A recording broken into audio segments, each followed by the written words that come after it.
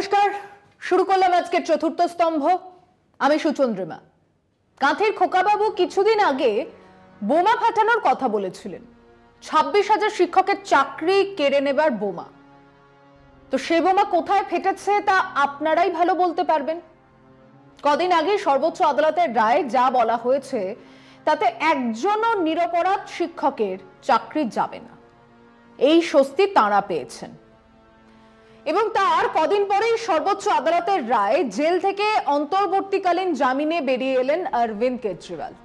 তিনি বেরিয়ে এসেই প্রচারে নেমেছেন এবং ওনার এই প্রচারের জন্যই দিল্লিতে 3-4খানা আসনে বিজেপি হারবে। তারপরেই গতকাল ওই সর্বোচ্চ আদালত নিউজ ক্লিকের মালিক সম্পাদকের গ্রেফতারকেই বেআইনি বলে রায় দিলেন, তাকে মুক্তি দেবার নির্দেশ দিলেন। নেহাতি প্রবীর পুরকায়স্থের বিরুদ্ধে চার্জশিট দাখিল হয়েছিল, তাই তাকে নিয়ম রক্ষার জন্য জামিন নিতে হলো।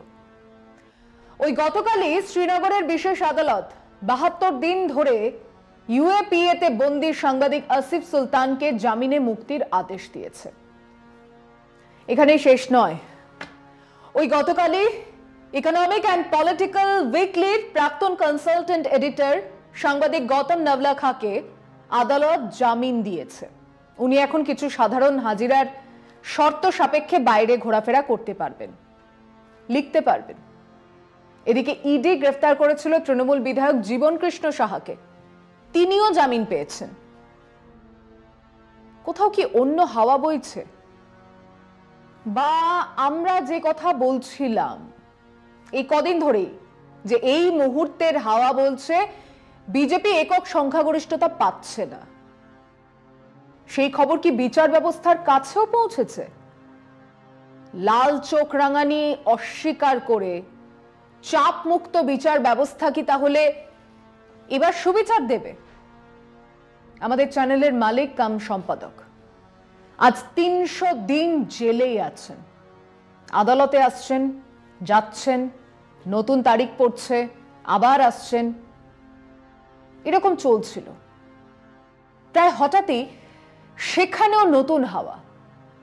বিচারক ইডিকে মানে ইডির আইনজীবীকে সাফ জানিয়েছেন এনাফ।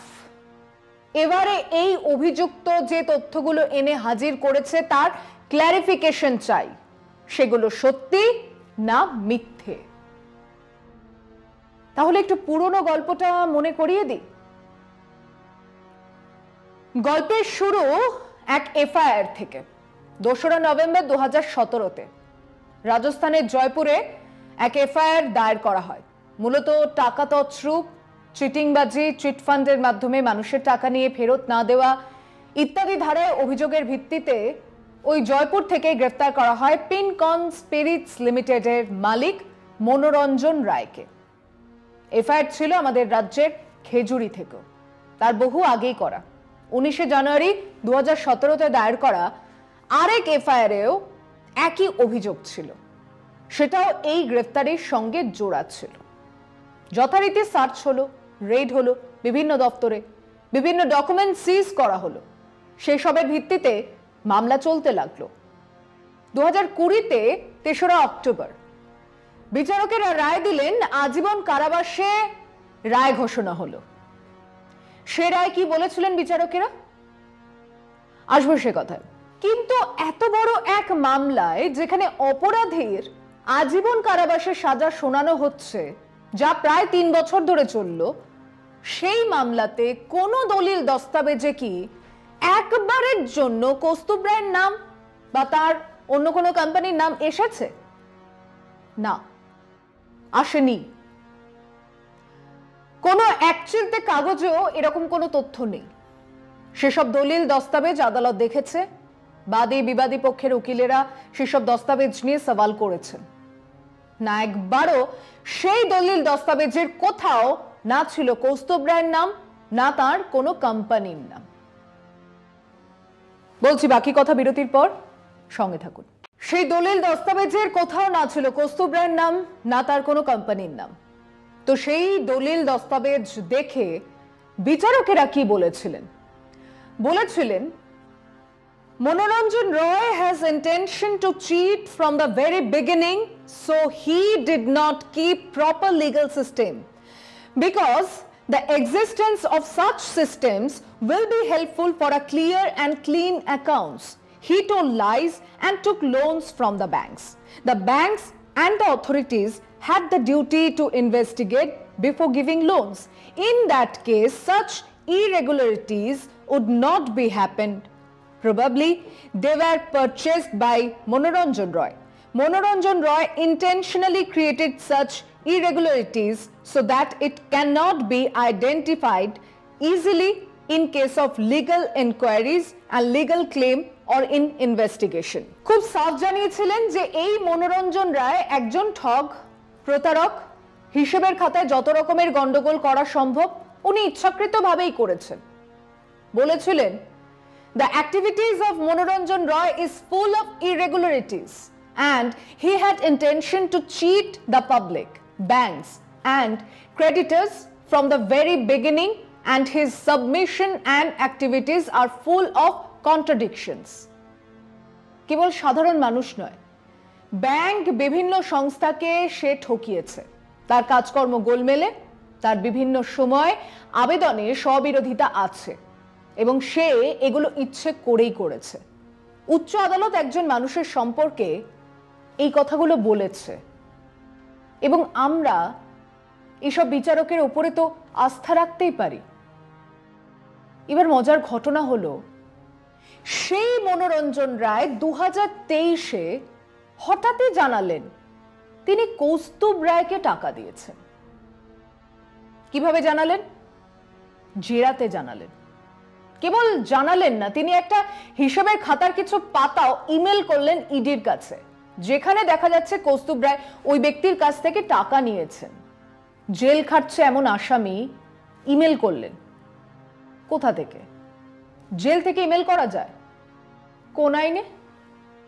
তার দপ্তরের সমস্ত কাগজ আগে সিজ করেছে বিভিন্ন সংস্থা। তিনি এই হিসেবের খাতা পেলেন কোত্থেকে? কে জোগালো তাকে এই বুদ্ধি? সাজা পেয়ে জেল খাটছেন, তারপরেও তিনি এই তথ্য দিয়ে কার হাত শক্ত করছেন? কেন 2023 সালে এই কাগজ উঠে এলো? কারণ সামনে 2024-এ নির্বাচন। কারণ কি ওই নির্বাচনের আগে কলকাতা টিভি চ্যানেলের সম্পাদককে জেলে পুরে রাখার নির্দেশ? যাকে বিচারকরা ভদ্র ভাষাতে চিটিংবাজ বলেছেন, কেবল মাত্র তার দেওয়া এক উটকো তথ্যের ভিত্তিতে কলকাতা টিভি চ্যানেলের মালিক সম্পাদককে গ্রেফতার করলো ইডি। এখন আদালতের অনুমোদন পেয়ে কৌস্তুভ রায় নিজেই এই মামলা লড়ছেন। মঙ্গলবার বিচারকের সামনে তিনি বললেন, ইডির দাবি অনুযায়ী আমি মনোরঞ্জনের কাছ থেকে 4,29,25,444 টাকা নিয়েছি। ইডি দাবি করেছে ব্যাংকের মাধ্যমে অথবা নগদে ওই টাকা আমি নিয়েছি। আমি আদালতের কাছে জানাচ্ছি, আমি ব্যাংকের মাধ্যমে 1,92,00,000 টাকা এবং নগদে 72 লক্ষ টাকা পেয়েছি। আদালতের কাছে আমার অনুরোধ, ইডি যে 4,29,25,444 টাকা নেওয়ার অভিযোগ এনেছে তার উপযুক্ত নথি ও প্রমাণ আদালতে পেশ করুক। কিসের ভিত্তিতে ইডি এই আর্থিক লেনদেনের দাবি করছে তা আদালতের জানা প্রয়োজন। 2023 সালের 7 জুলাই মনোরঞ্জন রায়ের জিজ্ঞাসাবাদের মধ্যে অ্যাক্সিস ব্যাংকের স্টেটমেন্টের বিষয়টি উঠে আসে। আমার দাবি, ওই স্টেটমেন্ট আদালতে পেশ করুক তদন্তকারী সংস্থা। আমাকে যে মামলার নথি দেওয়া হয়েছে তাতে ওই ব্যাংক স্টেটমেন্ট নেই। আমি আদালতের কাছে দাবি জানাচ্ছি, যে পরিমাণ অর্থ ওই ব্যাংক স্টেটমেন্টের ভিত্তিতে আমার ব্যাংক অ্যাকাউন্টে এসেছে বলে তদন্তকারী সংস্থা দাবি করেছে, সেই পরিমাণ অর্থ কখনো আমার ব্যাংক অ্যাকাউন্টে আসেনি। বিচারপতি শুনতে পারতেন, ইডিকে তথ্য নিয়ে আসার নির্দেশ দিতে পারতেন। তার বদলে তিনি বললেন, এই অভিযোগ তো ভয়ঙ্কর। তিনি ইডির আইনজীবীকে বললেন, এই স্টেটমেন্টের বিষয়টি আবেদনকারী যে প্রশ্ন তুলেছেন এটা তো ভয়ঙ্কর অভিযোগ। আবেদনকারী হয়তো না বুঝেই বলছেন, কিন্তু এটা তো তদন্তকারী সংস্থার বিরুদ্ধে ভয়ঙ্কর অভিযোগ। এই বিষয়ে তদন্তকারী অফিসারকে আদালতকে সন্তুষ্ট করতে হবে। মাথায় রাখুন, প্রায় একই ভাষায় গতকাল সর্বোচ্চ আদালতে বিচারপতি নিউজ ক্লিক সম্পাদক প্রবীর পুরকাস্তের মামলার রায় দিতে গিয়ে বলেছেন এ তো চরম অন্যায়। কিসের ভিত্তিতে ওনাকে গ্রেফতার করা হয়েছিল তাও তো জানানো হয়নি, এটা সম্পূর্ণ বেআইনি। মঙ্গলবার এরপরে কলকাতা টিভির সম্পাদক কৌস্তুভ রায় বলেন, গত বছর 17 জুলাই তদন্তকারী সংস্থা দাবি করে 1,91,00,000, ওই বছর 18 জুলাই তদন্তকারী সংস্থার দাবি 1,92,00,000, কিন্তু চার্জশিটে দেখা যাচ্ছে তদন্তকারী সংস্থার দাবি করছে 1,40,00,000 টাকা আমি নিয়েছি। কিন্তু মনোরঞ্জন রায়ের যে হিসেব বা লেজার পেশ করা হয়েছে তাতে দেখা যাচ্ছে অর্থের পরিমাণ 1,56,00,000। 3 বার 3 রকম হিসেব। এখান থেকেই তো প্রশ্ন উঠছে যে তদন্তকারী সংস্থার হাতে কটি লেজার আছে। যদি তাদের কাছে 3টি লেজার থাকে, আমার কাছে পেশ করা হয়েছে একটি মাত্র লেজার, তাহলে বাকি 2টি লেজারও আদালতে পেশ করুক তদন্তকারী সংস্থা। অন্যদিকে তদন্তকারী সংস্থা দাবি করছে আমাদের বিজ্ঞাপন বাবদ 40টি বিলের মধ্যে 25টি বিল সঠিক, বাকি 15টা বিল ভুয়ো। আদালতের কাছে প্রার্থনা, তদন্তকারী সংস্থা আদালতকে জানা কোন কোন বিলগুলি ভুয়ো। সেই বিলগুলি যদি আদালতের কাছে পেশ করা হয় তাহলে আমি প্রমাণ করে দেব সেই বিলগুলি ভুয়ো নয়। এই বক্তব্যের পরে বিচারক যা বলেছেন তা শুনলে অবাক হতে হবে। তিনি বলেছেন এই প্রশ্নগুলোর উপর ভিত্তি করে এই সমস্ত তদন্তটি দাঁড়িয়ে আছে। বর্তমানে আমরা যে পর্যায়ে এসে দাঁড়িয়েছি সম্পূর্ণভাবে বিচার প্রক্রিয়া শুরু করার পর্যায়ে। তাই আমি আশা করব তদন্তকারী সংস্থা এই নথিগুলি আদালতে পেশ করবেন, না হলে বিচার প্রক্রিয়া ইডি কিসের ভিত্তিতে চালাবে? পিএমএলএ আইনের ধারা অনুযায়ী গ্রেফতারি বৈধ কিনা আমায় আগে দেখতে হবে, কারণ কোন কোন প্রামাণ্য নথি আপনাদের কাছে আছে সেটা আমায় দেখতে হবে। তার উপরে ভিত্তি করেই তো তদন্তের ভিত এবং গ্রেফতারি। সেই বিষয়টা সন্তুষ্ট হলেই পিএমএলএ আইনের 45 ধারার প্রশ্ন আসবে। এই মামলা থেকে আমার মনে আরো একটি প্রশ্ন উঠছে। মনোরঞ্জন রায় কিন্তু কোনো সাক্ষী নন, তিনি একজন সাজাপ্রাপ্ত আসামি। পিনকন মামলায় তিনি মূল অভিযুক্ত। সুতরাং তার স্টেটমেন্টের উপর ভিত্তি করে কাউকে গ্রেফতার করতে গেলে উপযুক্ত নথি এবং প্রমাণ অবশ্যই তদন্তকারী সংস্থার কাছে থাকতে হবে। বলছি বাকি কথা বিরতির পরে, সঙ্গে থাকুন। 2021 সালে তদন্তকারী সংস্থা তদন্ত শুরু করেছে। প্রায় 3 বছর পর কৌস্তুভ রায়ের নাম এলো। তার আগে মনোরঞ্জন রায় যে মামলায় সাজা পেয়েছেন সেই মামলায় কৌস্তুভ রায়ের নাম আসেনি। হঠাৎ 3 বছর পর কৌস্তুভ রায়ের নাম এলো কেন? কোন কোন নথির ভিত্তিতে এলো? অবশ্যই বর্তমান অবস্থায় তদন্তকারী সংস্থাকে আদালতের কাছে এগুলি পেশ করতে হবে। উনি এরপরে আবার 18 তারিখে শুনানির দিন দিয়েছেন। ইডিকে এই সব নথি হাজির করার কথাও বলেছেন। কিন্তু এসব নথি পেশ করার আগে কৌস্তুভ রায় জেল খাটা হয়ে গেল 300 দিন। মাথায় রাখুন 2023-এর 3রা অক্টোবর নিউজ ক্লিক সম্পাদককে জেলে পোড়া হয়েছিল। তিনি জেল খেটেছেন প্রায় 7 মাস, আর কাশ্মীরের আসিফ সুলতান জেলেই ছিলেন 72 দিন। গৌতম নওলাখা জেল আর গৃহবন্দী ছিলেন 5 বছরেরও বেশি।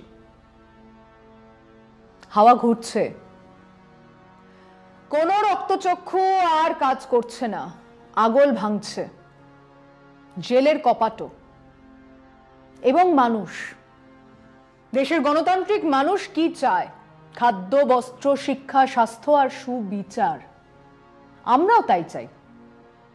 আমরা নিশ্চিত এই ক্ষেত্র বিচারক এই ষড়যন্ত্রের কথা বুঝবেন যে কেবল রাজনৈতিক কারণে বিরোধিতাকে থামানোর জন্য, বিরোধী স্বরকে চুপ করানোর জন্যই আমাদের চ্যানেল সম্পাদককে গ্রেফতার করা হয়েছে। আমরা সেই সুবিচারের অপেক্ষায় আছি। আজ এ পর্যন্তই। শুভরাত্রি।